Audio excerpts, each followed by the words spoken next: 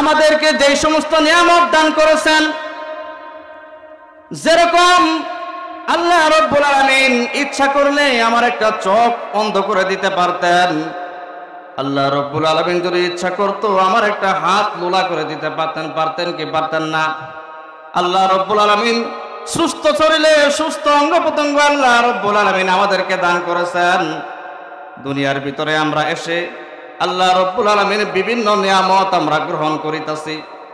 অপর একটা আয়াত আল্লাহ রাব্বুল আলামিন বলেন, ওয়া ইন তাউদ্দু নি'মাতাল্লাহি লা তুহসুহা। আল্লাহ রাব্বুল আলামিন বলেন, পৃথিবীর সকল মানুষ যদি আমার নিয়ামত সমূহকে গণনা করে, তাহলে আমার নিয়ামত সমূহ তারা গণনা করে শেষ করতে পারবে না।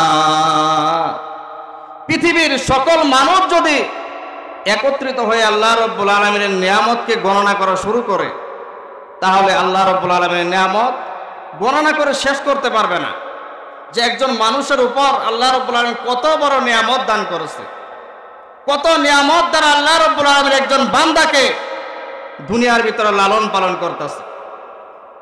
হযরত মূসা আলাইহিস সালাম আল্লাহ রাব্বুল আলামিনের সঙ্গে দেখা করতে যাবে, তুর পাহাড়ে যাবে। পথের ভিতরে একজন লোক মূসাকে বলতেছে, আল্লাহর নবী মূসা আপনি কোথায় যাচ্ছেন? মূসা আলাইহিস সালাম বলতেছে যে আমি আল্লাহ রাব্বুল আলামিনের সঙ্গে দেখা করতে যাচ্ছি। তো ওই ব্যক্তি বলতেছে, হে আল্লাহর নবী মূসা, আমার প্রচুর অর্থ সম্পদ, আমি এই অর্থ সম্পদ খেয়ে আমি শেষ করতে পারি না। তো আল্লাহ রাব্বুল আলামিনকে একটু বলবেন যে আমার এই অর্থ সম্পদ কেমনে কমবে?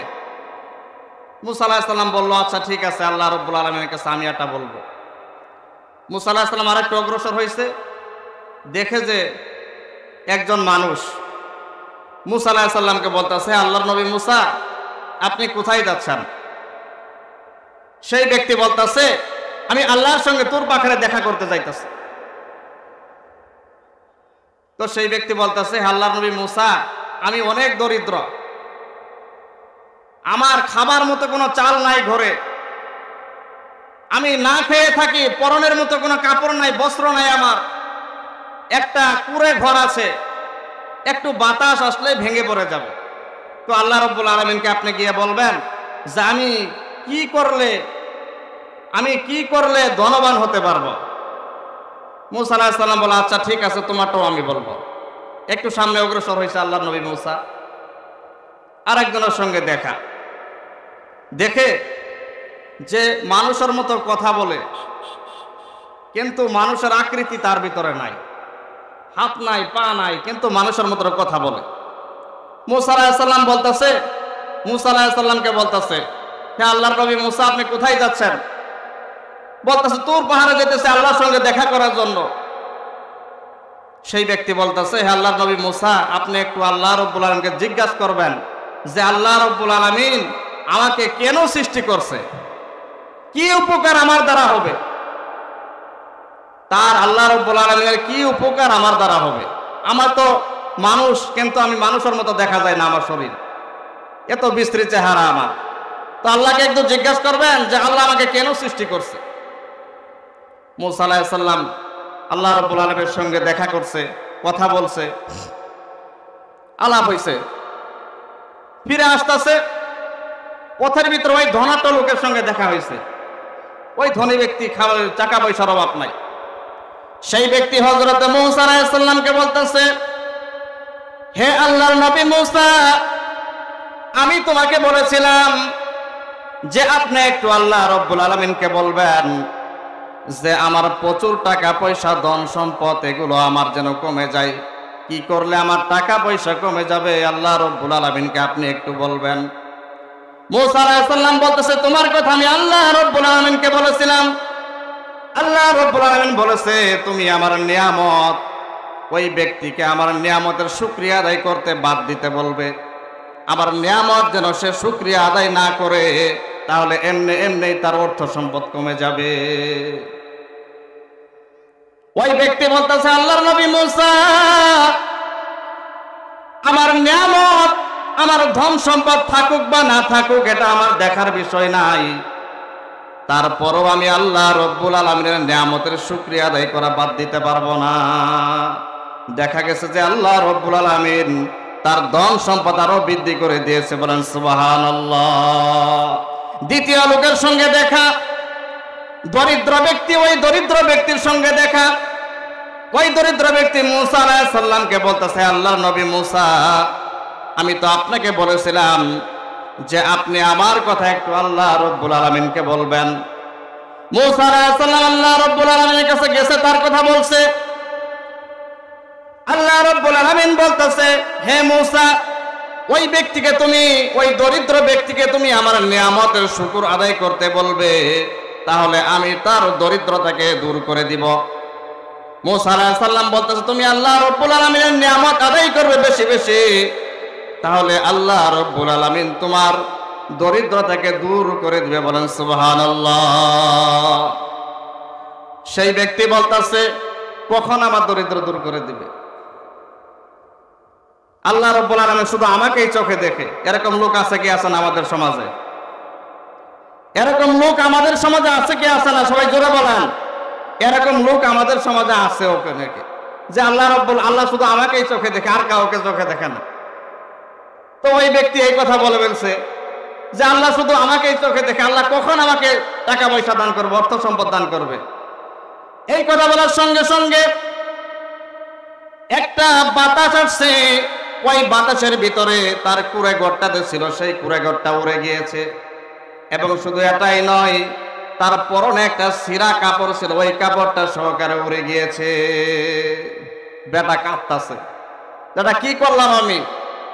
আল্লাহ রাব্বুল আলামিনের নিয়ামতের শুকরিয়া আদায় না করার কারণে আমার যা ছিল এটাও তো চলে গেল, পুরো ঘরটাও ভেঙে পড়ে গিয়েছে বাতাসে। একটা যে পরনে কাপড় ছিল, ছিঁড়া কাপড়, পুরাতন কাপড়, এটা উড়ায় নিয়ে গেছে বাতাসে। তো দেখেন, এরকম লোক আমাদের সমাজে অনেকে আছে, যে কথা বলে, অসুস্থ হয়, বলে আল্লাহ রাব্বুল আলামিন শুধু আমাকেই দেখে। বিপদ আপদ আসে, বলে আল্লাহ শুধু আমাকেই দেখে, আর কাউকে দেখে না, আমাকেই বিপদ দেয়। আপনি কি জানেন যে আল্লাহ রাব্বুল আলামিন আপনাকে একটা ছোট্ট বিপদ দিয়ে আর একটা বড় বিপদ থেকে রক্ষা করে?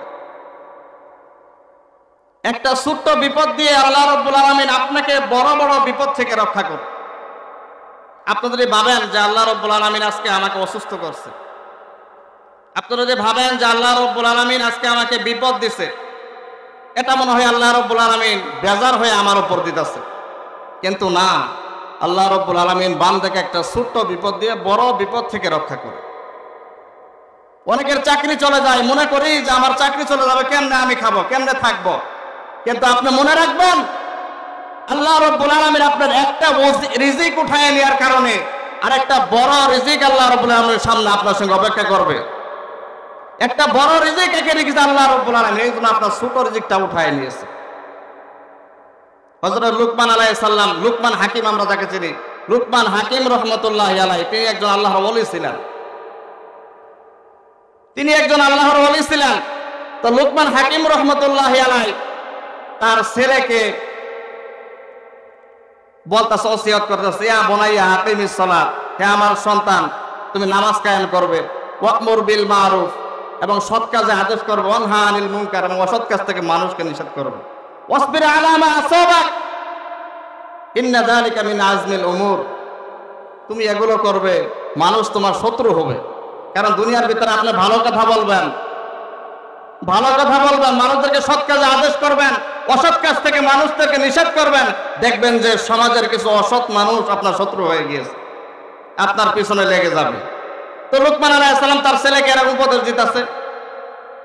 তার ছেলে বলতেছে, বাবা, আপনি তো বলতেছেন, কিন্তু আমাকে একটু দেখাইয়া দিলে ভালো হয়, আমাকে একটু দেখাইয়া দিলে ভালো হয়, কেমনে আমি ধৈর্য ধারণ করব, কেমনে আমি সবরে ধৈর্য ধারণ করব, আমাকে একটু দেখাইয়া দেন, তাহলে ভালো হয়। তো লুকমান হাকিম রহমতুল্লাহ বলতেছে, চলো অমুক গ্রামে একটা নবী আছে, ওই নবীকে তোমাকে দেখাইয়া দেন। তো লুকমান হাকিম রহমতুল্লাহি আলাইহি তার ছেলেকে সঙ্গে নিয়ে ওই এলাকায় নবী দেখার জন্য যাচ্ছে। মরুভূমির ভিতরে মরুভূমি পাড়ি দিতেছে, মরুভূমির বাড়ির ভিতরে হাঁটতেছে, হাঁটতে হাঁটতে ছোট্ট শিশু লাফায় লাফায় হাঁটতেছে মরুভূমির বালির ভিতরে। হাঁটতে হাঁটতে মরা জানোয়ারের হাড় ওই ছোট্ট ছোট পায়ের ভিতরে ঢুকে একবারে উপর দিয়ে বের হয়ে গিয়েছে। পায়ের নিচ দিয়ে দেখে উপর দিয়ে বের হয়ে গিয়েছে। সেই ছেলেটা আর হাঁটতে পারে না। লোকমান হাকিম রহমতুল্লাহি আলাইহি মরুভূমির ভিতরে কোনো ডাক্তার নাই, কোনো কবিরাজ নাই। ওই মরুভূমির ভিতরে ছেলেটাকে নিয়ে সামনে অগ্রসর হতেও পারতেছে না। ওই জায়গায় তাঁবু গেড়ে অপেক্ষা করতেছে যে সামনে থেকে বা পিছন থেকে কোনো কাফেলা আসলে তাদের কাছ থেকে সাহায্য নিবে। লোকমান হাকিম রহমতুল্লাহি আলাইহি ছেলের সেবা যত্ন করতেছে। কয়েকদিন অতিবাহিত হয়ে গিয়েছে। তার ছেলের পা আস্তে আস্তে পচন ধরতে শুরু হয়ে গিয়েছে। তার ছেলের পা আস্তে আস্তে পোকা ধরতে শুরু হয়ে গিয়েছে। আল্লাহ রাব্বুল আলামিন পরীক্ষায় ফেলে দিয়েছে। তার ছেলের পা আস্তে আস্তে পচন ধরতে শুরু হয়ে গিয়েছে। এক সময় দেখা গেছে তার ছেলের অবস্থা খারাপ। লোকমান হাকিম রহমতুল্লাহি আলাইহি আল্লাহ রাব্বুল আলামিনের সিজদায় পড়ে গিয়েছে। সিজদায় পড়ে কাঁদতেছে এবং কি বলতেছে, হে রব্বুল আলামিন, এই মরুভূমির ভিতরে বাপ হয়ে ছেলের লাশ তুমি এখানে আমাকে দাফন করাবা নাকি? এটা বলে আল্লাহ রাব্বুল আলামিন সিজদায় পড়ে কাঁদতেছেন লোকমান হাকিম রহমতুল্লাহি আলাইহি। হঠাৎ করে দেখে যে তাঁবুর ভিতরে একটা আলো দেখা যাচ্ছে। তাঁবুর ভিতরে জিবরাইল আলাইহিস সালাম এসে ছেলেটাকে বলতেছে, হে বৎস, তোমার কি হয়েছে? বলেন সুবহানাল্লাহ। তাঁবুর ভিতরে জিবরাইল আমিন রহমতুল্লাহ আলাইহি এসে বলতেছে, হে বৎস, তোমার কি হয়েছে? সেই ছোট্ট শিশু বলতেছে যে আমার পায়ের ভিতরে মৃত জানোয়ার হাড় ঢুকে গিয়েছে, পাটা পচন ধরে গিয়েছে। ডাক্তার নাই, কবিরাজ নাই, আমার বাবা কয়েকদিন থেকে আমার সেবা যত্ন করতেছে। জিবরাইল আমিন বলতেছে, তুমি কি আমাকে চিনো? ছোট্ট শিশুটা বলতেছে, আমি আপনাকে চিনি না। জিবরাইল আমিন বলতেছে, আমি হলাম জিবরাইল আলাইহিস সালাম। ছোট্ট শিশুটা বলতেছে, আপনার নাম আমি বাবার কাছ থেকে অনেক শুনেছি। বলেন সুবহানাল্লাহ। আপনার নাম আমি বাবার কাছ থেকে অনেক শুনেছি। এবার লোকমান হাকিম রহমতুল্লাহি আলাইহি জিবরাইল আমিন এসে তার পায়ের উপর একটু হাত বুলাইছে, সঙ্গে সঙ্গে ভালো হয়েছে। বলেন সুবহানাল্লাহ। এবার লোকমান হাকিম রহমতুল্লাহি আলাইহি তার ছেলে লোকমান হাকিম রহমতুল্লাহি আলাইহিকে বলে, বাবা, আপনার মাথা উঠান, দেখেন জিবরাইল আলাইহিস সালাম আপনার তাঁবুর ভিতরে এসেছে। বলেন সুবহানাল্লাহ। লোকমান হাকিম রহমতুল্লাহি আলাইহি তাঁবু থেকে মাথা উঠিয়ে দেখে যে জিবরাইল আমিন আমার ছেলের সঙ্গে কথা বলতেছে। এবার জিবরাইল আমিন বলে যে আমার ছেলেকে আমি নবী দেখানোর জন্য নিয়ে যাচ্ছিলাম, পথের ভিতরে মৃত জানোয়ারের হাড় আমার ছেলের পায়ের ভিতরে ঢুকে গিয়েছিল। জিবরাইল আমিন বলে যে আপনাকে আমরা এখানে আটকাইছি, আল্লাহ রাব্বুল আলামিন আপনার ছেলের পায়ের ভিতরে মৃত জানোয়ারের হাড় ঢুকিয়ে দিয়ে আপনাকে এখানে কয়েকদিন অবস্থান করাইছে। কারণ যেই এলাকায় আপনি যাচ্ছিলেন ওই এলাকার ভিতরে নবীর সঙ্গে তার কওমেরা বেয়াদবি করার কারণে আল্লাহ রাব্বুল আলামিন তাদেরকে পাথরের বৃষ্টি দিয়ে ধ্বংস করে দিয়েছেন। এই জন্য আপনি যদি ওখানে যাইতেন তাহলে আপনিও পাথরের বৃষ্টিতে ধ্বংস হয়ে যাইতেন। এই জন্য আল্লাহ রাব্বুল আলামিন ছোট্ট একটা বিপদ দিয়ে দেখেন কত বড় বিপদ থেকে রক্ষা করছে। তো অনেক মানুষ আমরা আছি যে বলি আল্লাহ রাব্বুল আলামিন কবে আমাকে দিবে। তো মূসা আলাইহিস সালাম ওই ঘটনা পেয়েছিলাম, দেখেন আবার ঘটনায় ফিরে যাই। মূসা আলাইহিস সালাম ওই দরিদ্র লোকের সঙ্গে দেখা হয়েছে। দরিদ্র লোকটাকে বলতেছে, তুমি আল্লাহ রাব্বুল আলামিনের শুকরিয়া জ্ঞাপন করো, আল্লাহ রাব্বুল আলামিনের শুকরিয়া আদায় করো, তাহলে আল্লাহ রাব্বুল আলামিন তোমার ধন সম্পদ বৃদ্ধি করে দিবে। সেই লোকটা বলতেছে, কবে আল্লাহ রাব্বুল আলামিন আমার ধন সম্পদ বৃদ্ধি করে দিবে? সঙ্গে সঙ্গে তার পরনের কাপড় এবং পুরো একটা ঘর ছিল, ওই ঘর সহকারে বাতাসে উড়ায় নিয়ে গিয়েছে। তৃতীয় লোকের সঙ্গে দেখা হয়েছে, যেই লোকটা মানুষের মতো দেখা যায় কিন্তু মানুষ কিন্তু মানুষের মতো দেখা যায়, হাত নাই পা নাই, কোনো ডাইস নাই, শরীরের কোনো আকৃতি নাই, ওই লোকের সঙ্গে দেখা। ওই লোকটা বলতেছে, হে আল্লাহর নবী মূসা, আমি তো আপনাকে বলেছিলাম যে আল্লাহ রব্বুল আলামিনের কাছে আমার কথা বলবে। আল্লাহ রব্বুল আলামিন কি বলেছে বলেন? সেই লোকটা বলতে হযরত মূসা আলাইহিস সালাম বলতেছে যে হে আল্লাহর বান্দা, আপনাকে এই জন্য আল্লাহ রব্বুল আলামিন সৃষ্টি করছে যে জাহান্নামের ভিতরে একটা ছিদ্র আছে, ওই ছিদ্রটা আল্লাহ রব্বুল আলামিন আপনার দ্বারা বন্ধ করবে। এই জন্য আল্লাহ রব্বুল আলামিন আপনাকে সৃষ্টি করছে। এই কথা বলার সঙ্গে সঙ্গে ওই লোকটা আল্লাহ রব্বুল আলামিনের শুকরিয়া আদায় করছে, আলহামদুলিল্লাহ। সঙ্গে সঙ্গে আল্লাহর নবী মূসা দেখে যে ওই লোকটার হাত ছিল না, পা ছিল না, তার শরীর থেকে হাত পা বের হচ্ছে। বলেন সুবহানাল্লাহ।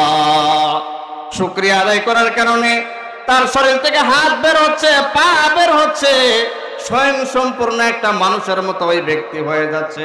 এটা কিসের কারণে হয়ে যাচ্ছে? যে আল্লাহ রব্বুল আলামিনের শুকরিয়া আদায় করার কারণে। এই জন্য আল্লাহ রব্বুল আলামিন বলেন, লা ইন শাকারতুম লা আযীদান্নাকুম ওয়া লা ইন কাফারতুম ইন্না আযাবি লাশাদীদ। দুনিয়ার ভিতরে যে ব্যক্তি আমার শুকরিয়া আদায় করবে, আমি আল্লাহ রব্বুল আলামিন তার নিয়ামতকে বৃদ্ধি করে দিব। আর যেই ব্যক্তি আমার শুকরিয়া আদায় করবে না, আমি আল্লাহ রব্বুল আলামিন তার নিয়ামতকে ছিনিয়ে নিব। এবং শুধু এটাই নয়, তাকে কঠোর আযাবের ভিতরে তাকে গ্রেফতার করিব। তাহলে শুকরিয়া আদায় করার দরকার আছে কি আছে না?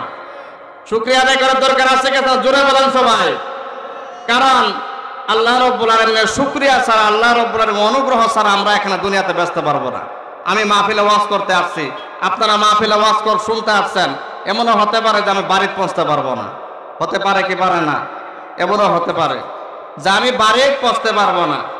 এই জন্য আল্লাহ রব্বুল আলামিন সর্বহালতে, সর্ব অবস্থায়, ভালো অবস্থায়, বিপদের সময়, ভালো অবস্থায়, সর্বহালতে আল্লাহ রব্বুল আলামিনের শুকরিয়া আদায় করার তৌফিক দান করে সকলে বলেন আমিন।